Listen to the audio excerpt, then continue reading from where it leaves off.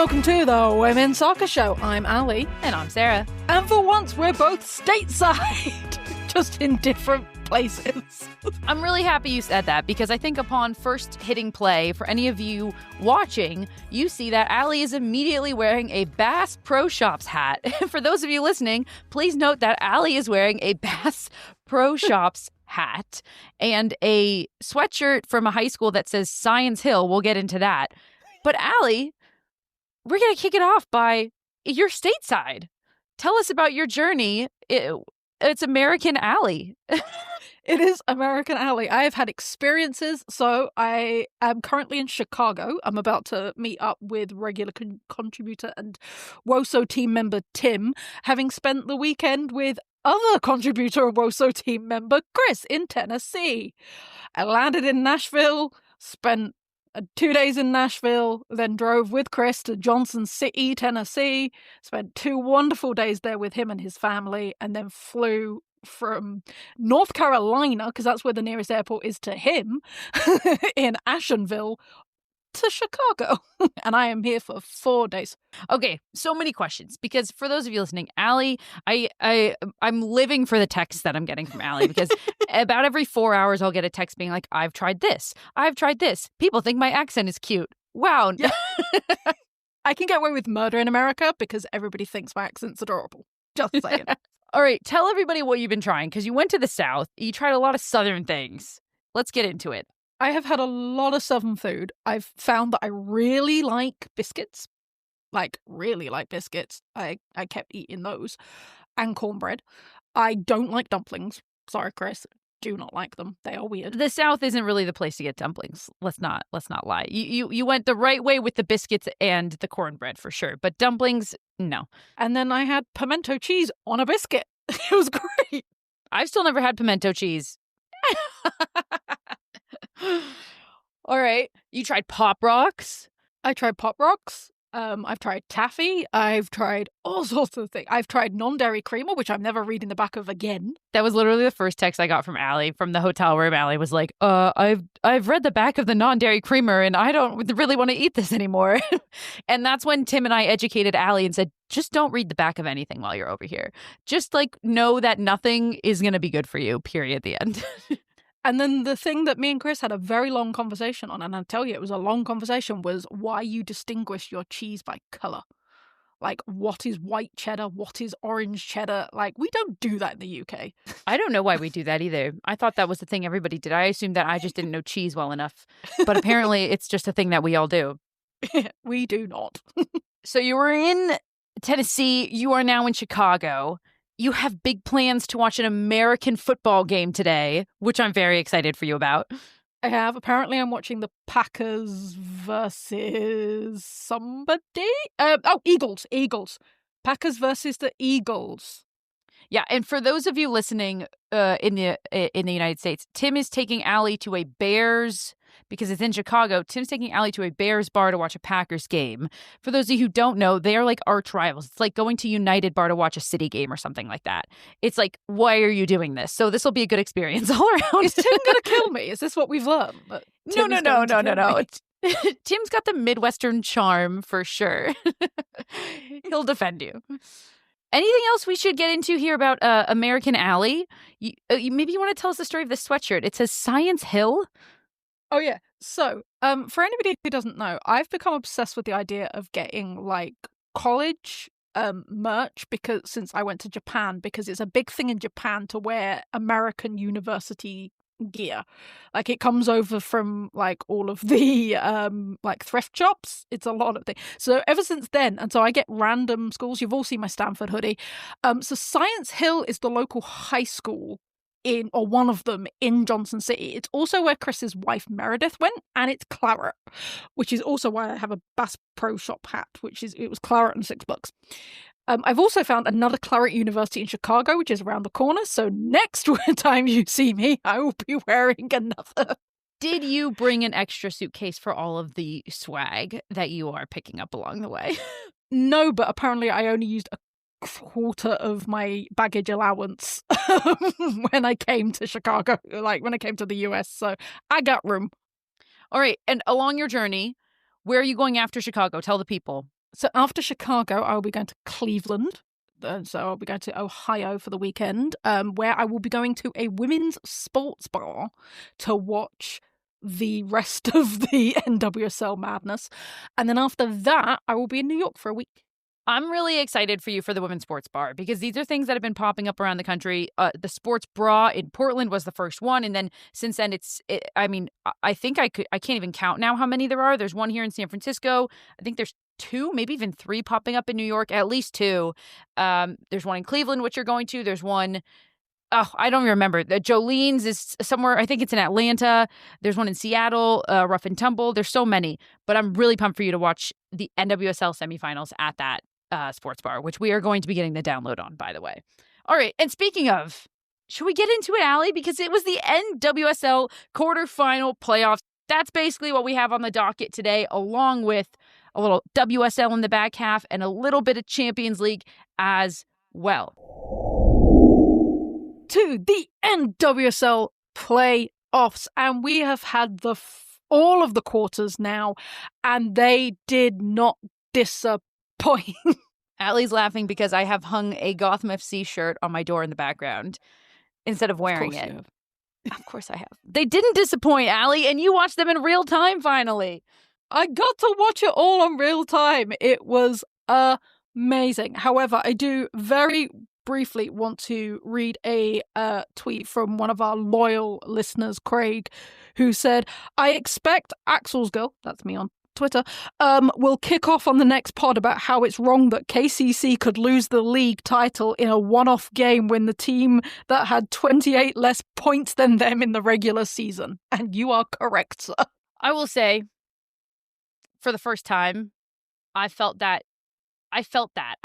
sadness when Kansas City lost, because we're not going to even pretend like we're doing spoilers. If you didn't watch the games, you're just here to get the information anyways. So, Gotham beat Kansas City. It was wild and went all the way into extra time. It actually went into stoppage time of extra time, and Katie Stengel got the game-winning goal in the 121st minute. We'll get deeper into it, but I guess let's just dive in. I don't even know what we were going to do first, but let's just do this first. Allie, that was the first time I was sitting on the couch being like, as much as I love Gotham, as evidenced by, of course, my Gotham shirt right here, having spent many, many, many a year in New York, God, that was like a different type of heartbreak for Kansas City. It really did raise the question for me, which I've posed on this podcast before, of like, is this season a failure for Kansas City if they can't actually make it happen in the playoffs? Technically, yes, which is why it's crazy to me that this is why I don't like playoffs, people. But this is crazy to me because they were like they were even more dominant than Orlando last year in regular season. Like, they clinched their playoff place so early. The points difference was crazy. Like, this is the sort of like season most clubs dream of. And then to the fact that they're only considered like shield winners, which I'm doing in air quotes. And that sort of is a consolation prize because they won't actually be considered champions or winners after the season they've had. That's crazy, absolutely crazy. But I will say, I don't think they deserved it on the day. Having watched the game, Gotham did what Gotham does in playoffs and absolutely pulled it out the bag, and Kansas City did not. I completely agree. On the day, Gotham were the better side, hands down. And we'll get into the game. It's a different kind of heartbreak for Kansas City and for Kansas City fans, because it was their year. And to go out like that, it's just like, I don't even know how to describe it other than it's gut-wrenching, truly. I don't even know. It almost brings tears to my eyes when you think about somebody like Lola Bonta and stuff like that. But listen, I don't know. I have to ask the question. When we look back in the moment of the NWSL of these 2 years, last year and this year, are we going to say that Orlando team was a more dominant team altogether, or are we going to say that this Kansas City team was? Or is it kind of incomparable? I gave you the cop-out answer if you want to take it. You did, but I think, and I said it earlier, I think Kansas City were a better they were team. A better regular season team. When we look back on those 2 years, Orlando will have done something that Kansas City didn't. Yeah, you're going to look at the team that did the Shield and the Championship, because that hadn't been done for years. So you're going to look at the team that managed to do that. You're going to look at the team that I will say, I think Orlando's rise is probably what's going to tip that, because they were the team that, were bottom for so many years, lost a lot of key players because of management and whatever. And then to build it to then do that double, you can say that. But you cannot count out this Kansas City team. You cannot, because they were astounding in the regular season. I totally agree. I think we have to distinguish it, right? They're just two such different things. And in this Kansas City team will go down in history as the most dominant regular season team this NWSL has ever seen. And they were trying to do something that is exceptionally rare. I think we almost see it lighter because Orlando were able to do it last year. But when we look at the history of who was able to both win the Shield and win the championship, it's only been done 3 times before by 2 teams. It was North Carolina who did it 2 times in 2018 and 2019, and then Orlando Pride did it last year. That's it. Those are the only times it has ever been done. And when you think about teams like how dominant Portland have been in all of their years, they've actually never done that. So it is like, a very, very not impossible task, but kind of near to it.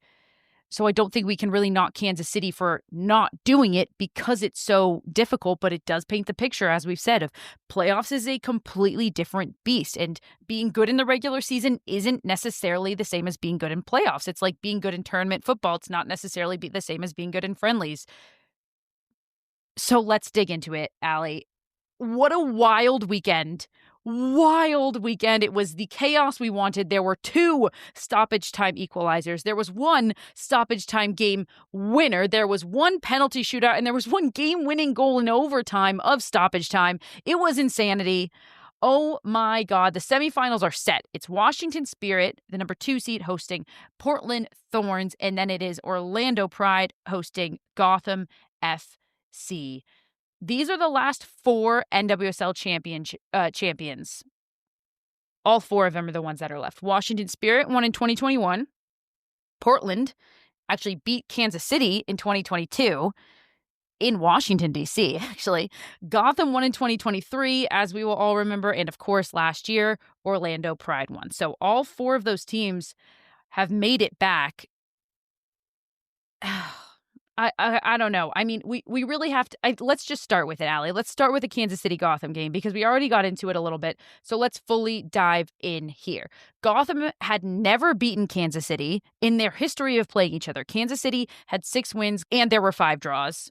And when you look at it that way, plus going into Kansas City as the number 1 seed with the most historic regular season we've ever seen, I said it last week on the pod. With Gotham's performance in the final game of the regular season and all of those factors, I had written Gotham off, basically. I was like, I'm worried for them. And did they put on a performance? Oh my God. Yeah, and I think that's what shocked Kansas. Because, as I said before, Kansas didn't deserve to go through based on that performance.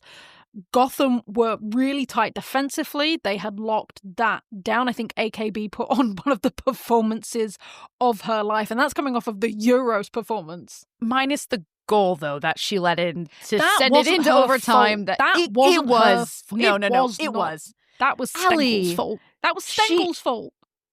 AKB, that was on Stengel. No, you look at where Katrin was positioned, and she left the near post wide open. She was trying to cheat far post, and she got caught cheating far post.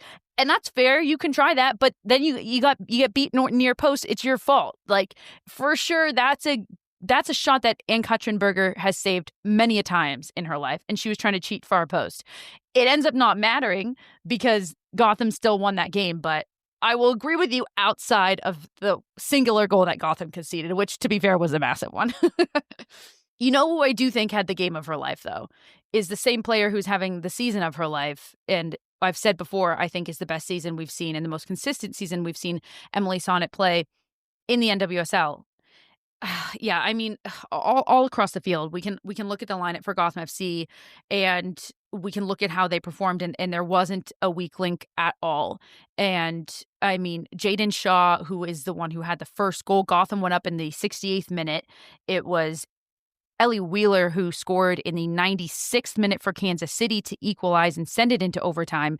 And then it was Katie Stengel in the 121st minute, stoppage time of overtime. Oh my God. But I mean, a Rookie of the Year candidate in Lily Reel. She played incredible. Barinia's been absolutely locked down. I think Jalen Howell doesn't get the credit she deserves. And let's talk about the move for Jaden Shaw, who has, as we've talked about, come alive at Gotham FC. I was going to say, like, everybody, including myself, was super skeptical about her going to Gotham. I didn't understand it. I was like, surely, okay, you're not happy where you are, but Hold surely on, there's another club. You know somebody who wasn't skeptical about it. Oh, shut up. This one right here. Oh, dear. She's always so smug, this one. I admitted that I'm allowed to, because I admitted that I was wrong about Gotham in this game. So we can also point out when I was right. But I was very skeptical. Because I was like, I get it, you're not happy where you are, but there must be another club you can go to, because Gotham had been so problematic for various reasons.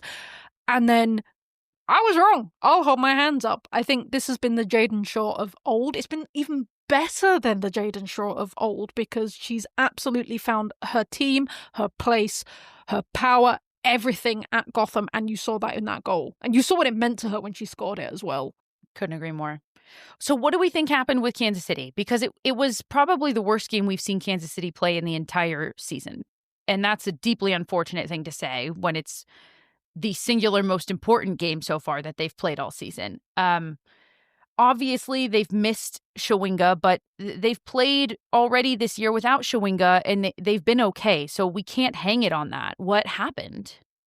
I don't want to go with the obvious answer, but I do honestly think they underestimated Gotham. Look at the stats. You said yourself, they've never been beaten by Gotham before. They've got 6 wins and the draws under their belt. Gotham's performance was tail spinning by the end of the regular season. We talked about it last week. They had gone from fighting for 3rd to barely scraping a playoff place in 8th. And Kansas City had been locked down, were so many points ahead of everybody in the regular season. I honestly think they didn't think that Gotham was going to do something. And by the time they figured out that Gotham could, they'd left it a bit late, hence the very late equalizer. Gotham outpossessed Kansas City, which is not something that we really hear a lot. I could see, Kansas City getting beat on shot count, on shots on goal, or any other categories, but outpossessing them, when you look at the midfield that Kansas City has, and just simply like the Lola Bonta and Claire Hutton of it all, 2 of the best center midfielders in the game right now in the NWSL, and to be outpossessed, I have to, when it's a team that's this good and they fall so much, you just have to hang it on mentality. And what we mentioned, that regular season mentality is different than playoff mentality. And I don't know if it got to them, the moment of it all.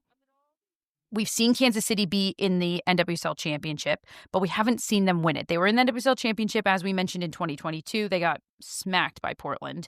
They were obviously in the NWSL Championship last year, and they got beat by Orlando. So they can get there, but they can't finish the job. And so maybe it really is like, listen, I'm not trying to trash Vlatko Andonovski at all, but I do think that and obviously he's won as a club coach, but there's a difference in a regular season and a playoff mentality. And perhaps he's a great regular season coach, and this team just can't get over the mental hurdle of the playoffs.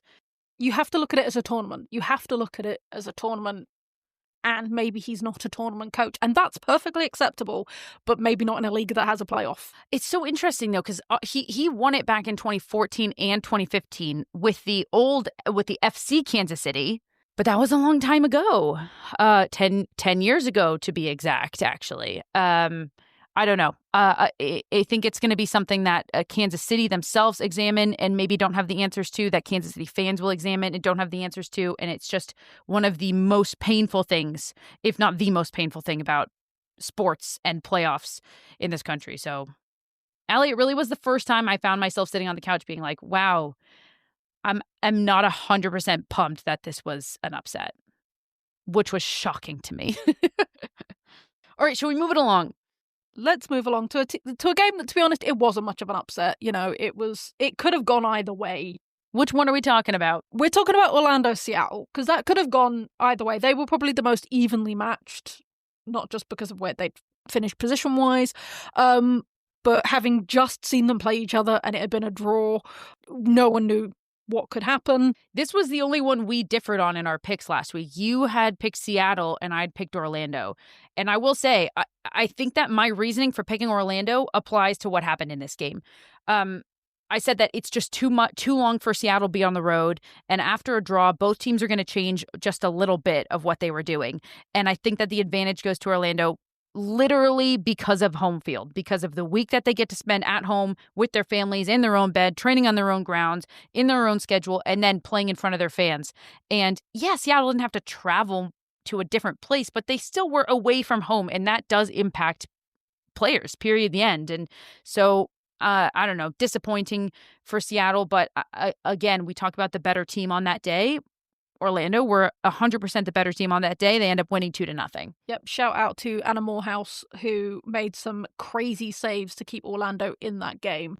So, yeah, Orlando deserved it. And also, we want to give a shout out to Lou Barnes, who has now officially played her final NWSL game. That one's got to hurt you, right? I did. I teared up. I teared up watching the game, watching her exit, knowing that, we don't know. I mean, Jess Fishlock retired from international play. We know that. We don't know what's going on with her. But now, you think of Barnes, Fishlock, and Rapinoe as this trio.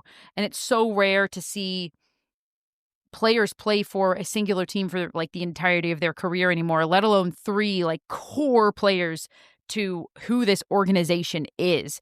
I can't picture Seattle without the three of them, and now 2 out of 3 of them are gone. Oh, yeah, I shed a tear for sure. I shed a tear. It was a heartbreaker. But like we said, Orlando, the better team on the day, excited for Orlando. Shall we move it along? Because this was another game. We highlighted, Allie, Washington hosting Racing Louisville, and Racing coming in as the 7 seed, Washington as the 2 seed. I said last week, listen, I think Racing could do some damage here in the playoffs, and oh my God, did they put up a fight. This one can also go down in the books as a true heartbreaker for Racing, but it doesn't have the same sting that it has for Kansas City because, like we said, they were playing with house money. Yeah, I mean, the fact they took it to penalties for the second, like this team that came in second, the little team that was Racing. They played a fantastic game. So for those who didn't see, Washington Spirit scored first. It was 0-0 at half. It was 0-0 for most of the game. It was Gift Monday who scored in the 73rd minute for the Spirit, who we'll come on to. We'll talk about the Spirit and Gift Monday in a second. And then this was another stoppage time equalizer. Kayla Fisher in the 92nd minute equalized it for Racing. It was tied all the way through overtime. They went into pens and just truly poor pens from Racing. Washington advanced 3-1 on penalty kicks. I was going to say they were like Euros level of penalties. I have to say they weren't great. Like you and Amy both lectured me on, we have to give credit where credit is due to the goalkeepers. And Aubrey Kingsbury did go the right way basically every single time. So a huge credit to Aubrey Kingsbury. And also, those pens weren't necessarily to the corners. I don't know where to maybe let's start with Washington for a second, Allie, because we assumed, because we hadn't heard anything about Trinity Rodman, that she would be out. The day before the game, she was listed as questionable. And when I saw that, I was like, is Washington trying to play some mind games right now? And then she was dressed on the sideline, did not go in the game. I know a lot of Washington fans were online being like, please don't play her. It's not worth injuring her. We can do this without her this week. So she did not play. We'll be curious to see if she plays in the semis. Still unclear what the status is. They're kind of keeping that close to the vest, which is fair. But this is the Washington Spirit. They have so much talent. They have so many goal scorers. Gift Monday is, in my opinion, one of the most underrated goal scorers in this NWSL in the league last year and this year, proving so. This is a team that, when healthy, can 100% win the championship this year.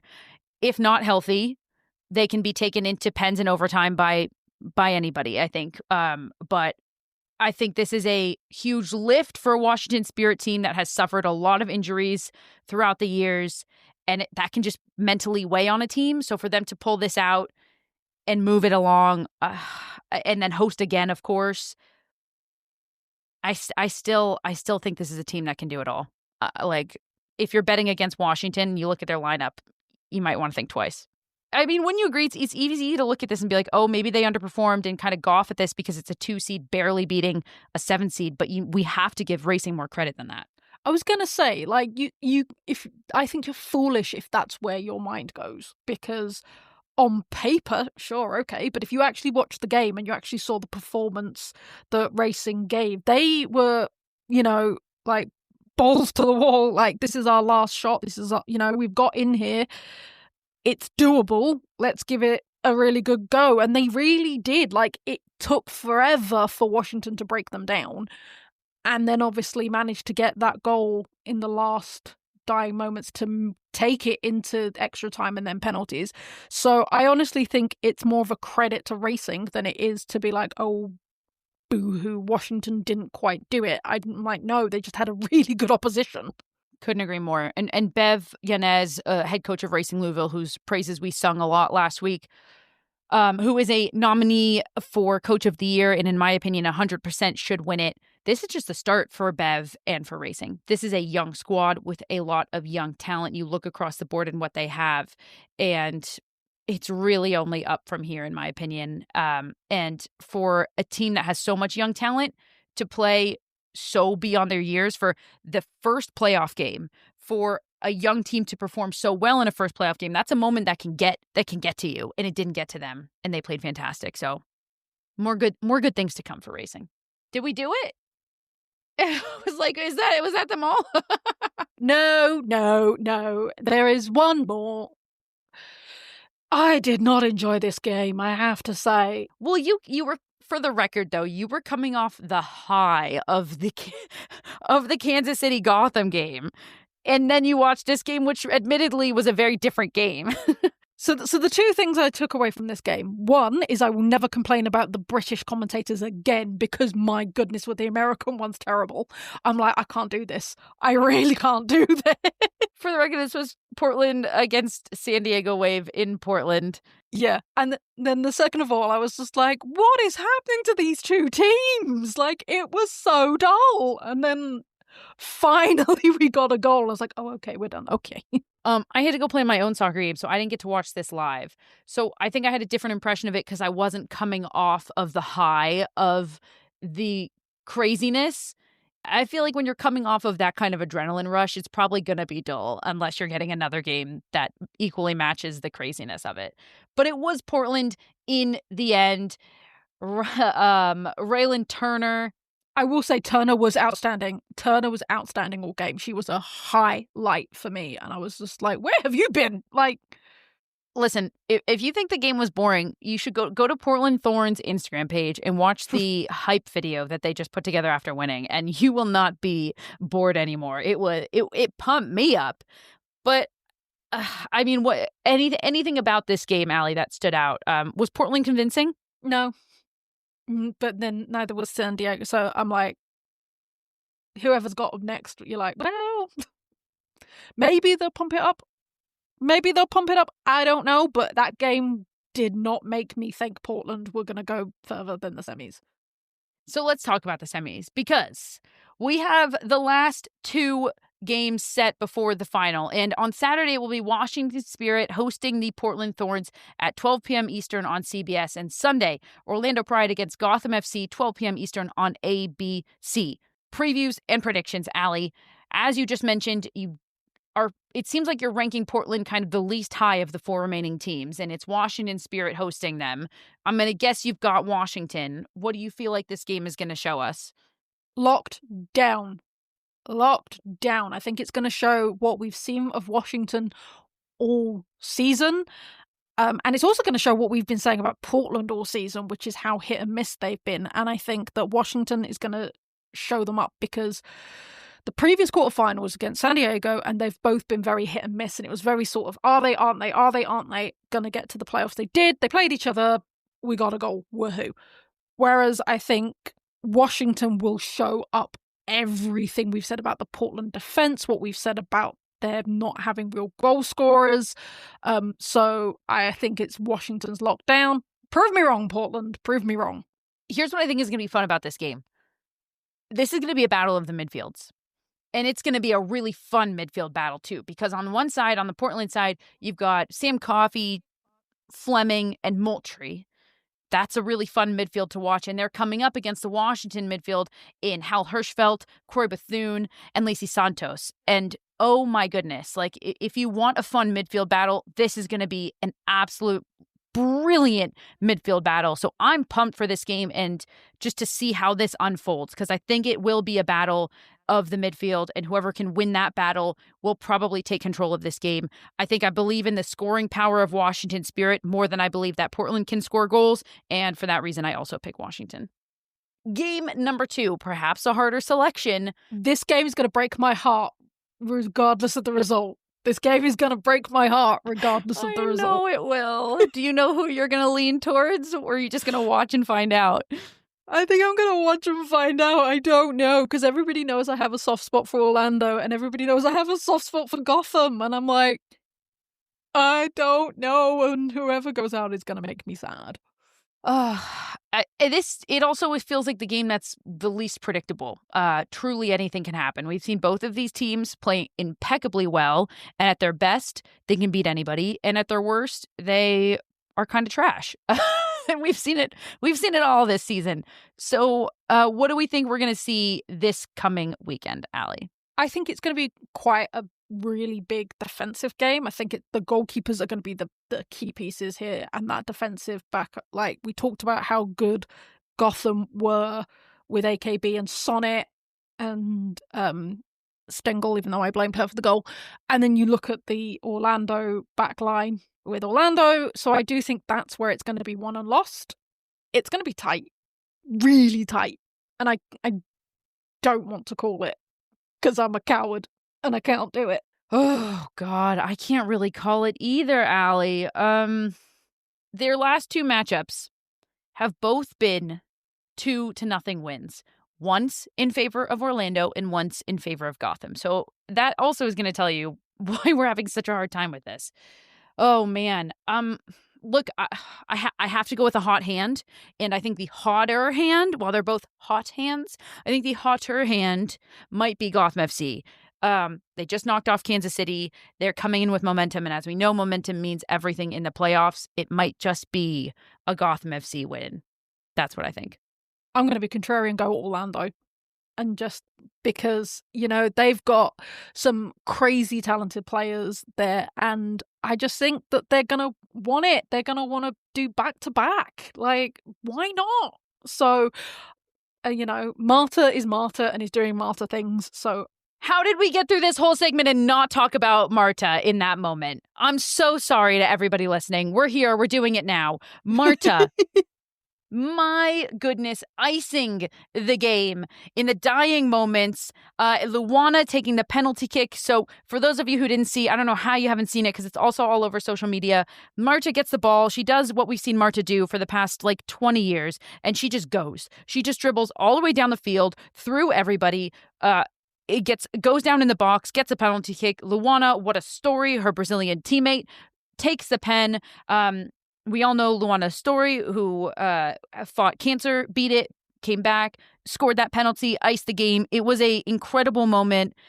Even better was what Marta said after the game. She basically was like, I don't know if you guys didn't see my whole career, but that's what I've done my whole career. and I can still do that. It's basically the gist of what she said, which is impeccable.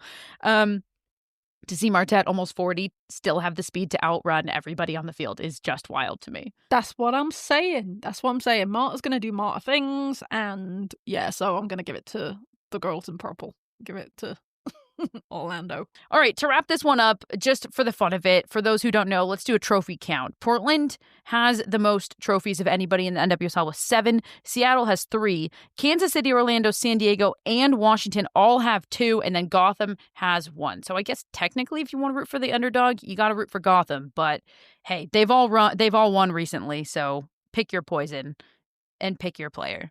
Now for some quick fire NWSL news. And the big one that is coming out of the league is it's looking like Atlanta is the next city to get a franchise in this NWSL expansion. And for that I say about time, because I've been calling for Atlanta to have one since San Diego and Angel City joined the league. Atlanta's going to be a blast. Really fun soccer city. I think it's perfect. Yeah, all sources are reporting this. They would become the 17th NWSL franchise that would be expected to play in 2028. Their expansion fee is rumored to be $165 million, up from the $110 million that Denver Summit FC paid less than a year ago. That one broke records. This one will now be a new record.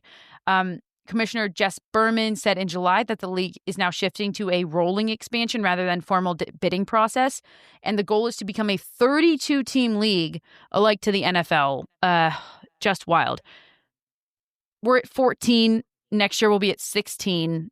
And so doubling that would get us to where she wants to stop. That's a massive, massive league. How many are in the Prem? 20.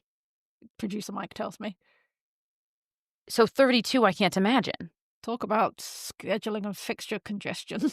All right. Well, let's move it along because the nominees for the yearly awards have dropped. So we're going to go through each of the awards, the nominees, and we're just going to rip through these really quickly, and we're going to say who we want to win, with no disrespect to who we don't want to win, just based on what we've seen this year. So let's start it off with Goalkeeper of the Year nominees, Allie. It's Ann-Katrin Berger, Lorena, and Claudia Dickey of Seattle.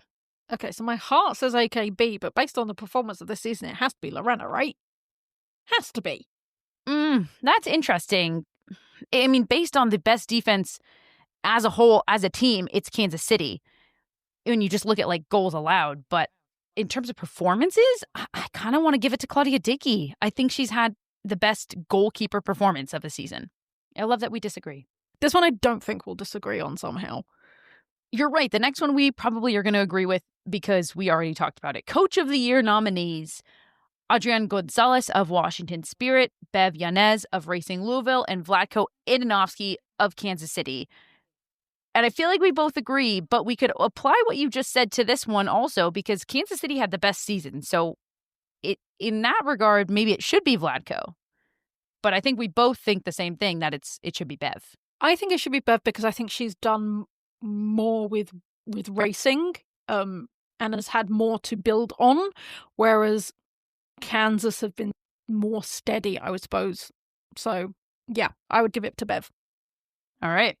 Midfielder of the Year. We have 5 candidates: Dabinia of Kansas City, Kenza Dawley of San Diego, Manaka of North Carolina Courage, Claire Hutton of Kansas City, and Olivia Moultrie of Portland. What are your thoughts? Where's Lola Bunter? That's what I want to know. Kansas City fans are going to love that. Fair enough. I think that's always a fair question of where is Lola Bonta in this. I think you can always ask that. I'm going to give it to Claire Hutton out of that list, but where's Lola Bonta? I would agree. I think Manaka had the best second half of the season, but if we're looking at the full season, I'm going to give it to Claire Hutton for sure. All right, NWSL Defender of the Year: Kayla Sharples, Tara McKeown, Avery Pattinson, Izzy Rodriguez, and Jordan Bug. Where's Sonnet? Honestly, also a fair question. Of these candidates, do you feel like you are leaning towards anybody? No, I'm going to be okay. Fair enough. Look, for me, I think it's either Jordan Bug or Tara McKeown. That's what I would say. I was going to say Bug was probably out of that lot closest, but Sonnet. Rookie of the Year: Gotham FC's Lily Real, who we've already talked about, Riley Tiernan of Angel City, and Maddie Darlene of Seattle Reign. Lily Real. I agree. All right, and the big one, the MVP, which I know you all don't do over there, the Player of the Year, is that what you call it? The Golden Ball winner, if you will. Manaka, Esther Gonzalez, Shawinga, Cascarino, and Bia. Who do we think? Shawinga. It has to be. It just has to be. Right. Yeah. Right. No disrespect to anybody else, but I think it has to be. Yeah, I'm glad We'll it's not find just out. me because I was like, obviously, right? But then again, these things never go the way that we think. Right, clearly. All right, let's move it along. Let's go around the world. Around the world, around the world. To Spain, and Barcelona remain top after their 8-0 win this weekend. Real Madrid are second after their 5-0 win.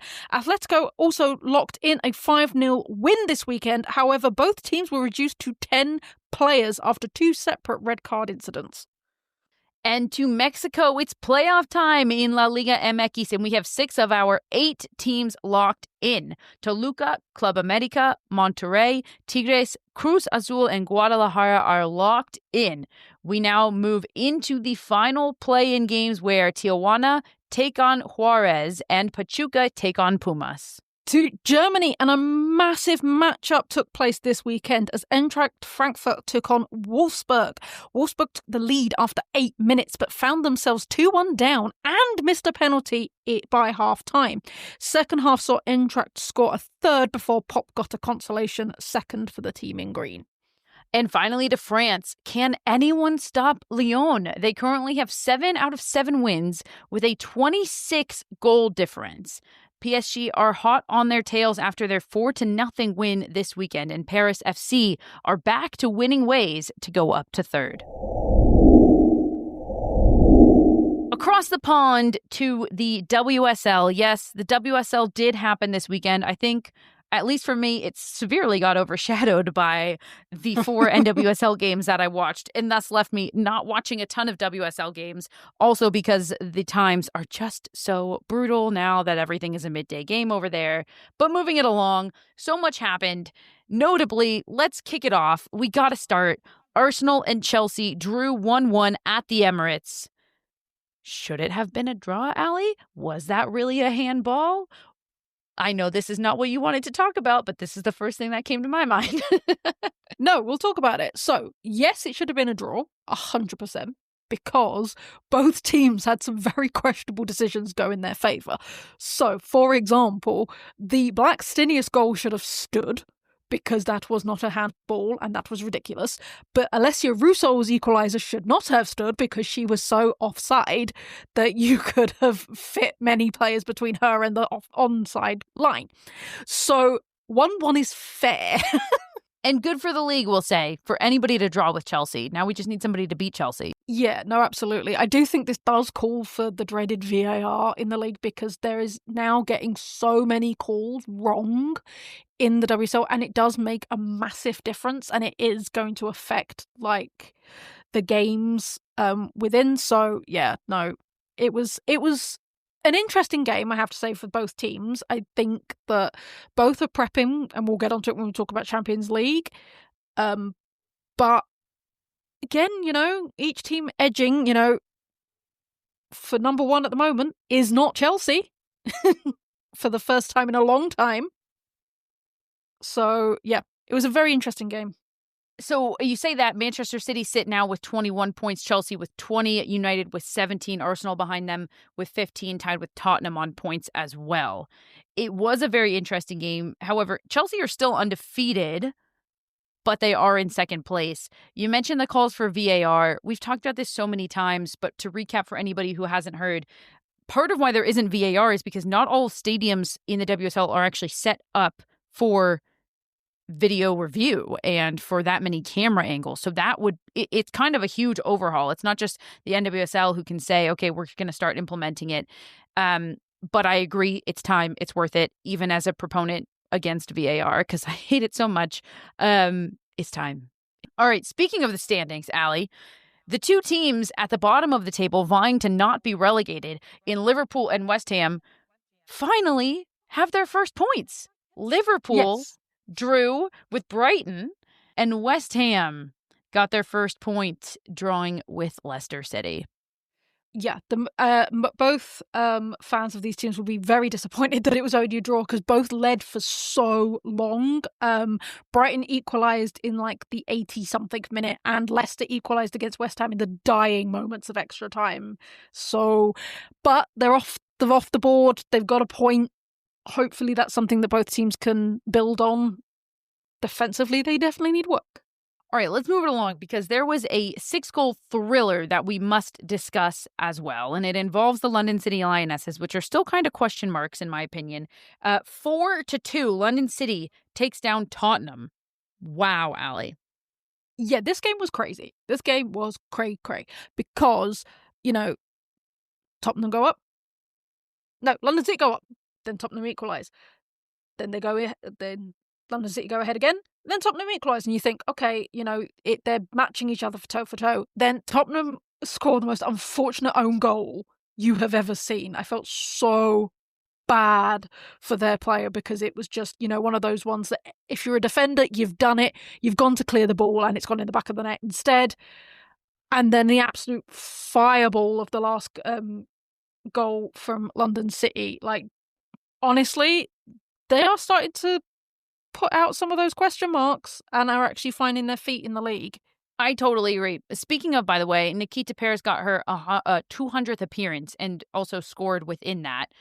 We mentioned Chelsea already. Millie Bright reached 210 career appearances, equaling Jordan Nobbs' record for appearances in the WSL. But you say we're starting to get more insight into London City, and I would agree. It's been difficult as of late because to start the season, they just had really, really tough games. They kicked it off against Arsenal and they got their butts kind of kicked. And then they got their butts kicked again against United. They had a tight win over Everton, lost massive to Manchester City, then another tight win over Liverpool, a tight win over West Ham. So we couldn't quite place them because they were getting spanked basically by the top of the table and narrow wins over the bottom of the table. But I think this maybe tells the story of where they sit, and now they've kind of placed themselves as such in the standings. They're just 3 points behind Tottenham now. They're in 6th place, a very middle of the table team, which is great for your first year. So I have to give a shout out to Freya Godfrey, who got an assist and 2 goals, absolutely on fire for London City in that game against Tottenham. I do think they are cementing themselves in the league. They're going to have a good finish, I think. Not qualifying for Champions League like Asllani wanted, but they are giving themselves a good footholding for next season, which is amazing, as we've said, with teams that have gone up and gone straight back down. Couldn't agree more. All right, and it's going to be a big weekend as well, Allie, when we look at the match days that we have coming up. Saturday, it's a Manchester derby, baby. Yeah, this is going to be big because Manchester City, as we mentioned, are currently top of the table. United are going to be pushing because they were second for a while and have obviously been slipped down. And derbies are always fun. The derby is always fun. There's also a North London derby on Sunday, Tottenham hosting Arsenal. Oh my gosh. All of these game times are absolutely brutal. Allie, welcome to my world, except it's not that bad for you in Chicago. It's awful for me over here. Let me just say that the Manchester derby starts at 5:30 a.m. I have to say, I quite liked that because I woke up to the West Ham score. So I didn't have to feel the pain. Okay. So I woke up and it was already over. It was already done. I enjoyed that. I think we need to examine this more, Allie, that you enjoyed not watching the team because you didn't feel the pain. Maybe we don't watch the games every weekend sometimes. You can't. You can't do it. You were born into this. It's your plight. I can't do it. As Mike would say, it's child abuse to bring a young child into being a West Ham fan. You want to give the context for that, Allie? Oh, yeah. So I bought Chris's kids West Ham kits for the premise that they will become West Ham fans. And everybody's told me I'm mean. And it's true. I am. But I have to pass on the suffering somehow. And finally, let's conclude this with a little Champions League chat, Allie. Yes, because if you are listening to this on the day of release, half of the games will already have happened because they are Tuesday, Wednesday this week. But there is some crazy matchups that are happening that we have to talk about. Very quickly, let's look at the standings after 2 games. Surprise, surprise to nobody, Barcelona is currently topping the table, as are Real Madrid and Wolfsburg. Lyon, Man United all have won both of their games, and then it goes down to Chelsea, who drew 1-1. And then, because remember, it's the top 8 that automatically go through to the next bit. That's the important bit. So these next games mean a lot. Yeah, they really do. A lot of teams that have won one and lost one, Bayern Munich, Atletico Madrid, Arsenal, Juventus, all have won one and lost one. So these upcoming games certainly mean a lot for them in particular. Speaking of a matchup, though, and teams that have won one and lost one, Bayern and Arsenal are going to be facing each other on Wednesday. Yes, this is going to be exciting, I think. This is going to be a good one. I love Arsenal playing Bayern. It's always going to be a good one. Actually, also the two other teams that have both won one and lost one in Atletico Madrid and Juventus facing off against each other on Wednesday. So I would say if you're going to watch any games, I would say watch those two games because they're going to be incredible. And that's today because you're obviously listening to that the day this episode drops. Absolutely. And if you want drama, because we're all about the drama, is PSG Manchester United. At Manchester United, Mary Earps returns to English soil for the first time since retiring internationally, since the book, since everything. This is going to be insanity. When we circled, because we circled this game a long time ago, being like, it's Mary Earps' return, but we didn't know that the book drop would also collide with this moment in time. Oh my. This is going to be a very, very interesting game, I have to say, because I think there's going to be a lot of pressure on Mary Earps because this will not be a forgiving crowd. It's at Old Trafford also. Yep. Last time she played at Old Trafford, she let 6 in against Chelsea, and Manchester United fans have never forgiven her for. So this is not going to be a good return. All right, Champions League, everybody. That's right, third game, and then the fourth match days will be next week. Those will be Wednesday and Thursday. This week, Tuesday, Wednesday. Next week, Wednesday, Thursday. But those games we just mentioned all are happening this week. And that is it for us here at the Women's Soccer Show. Just a reminder, please check out our Patreon. There will be extra content. It's all good stuff. It's all fun. I've managed to rope Chris to do a fits and kits, so that will be going up Finally. soon.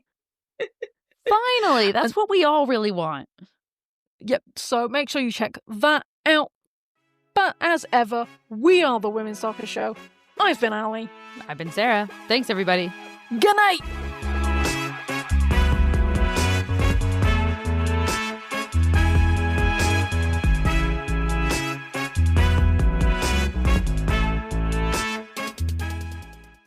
This podcast was edited by Monkey Hill Media. Visit monkeyhillmedia.com for more information.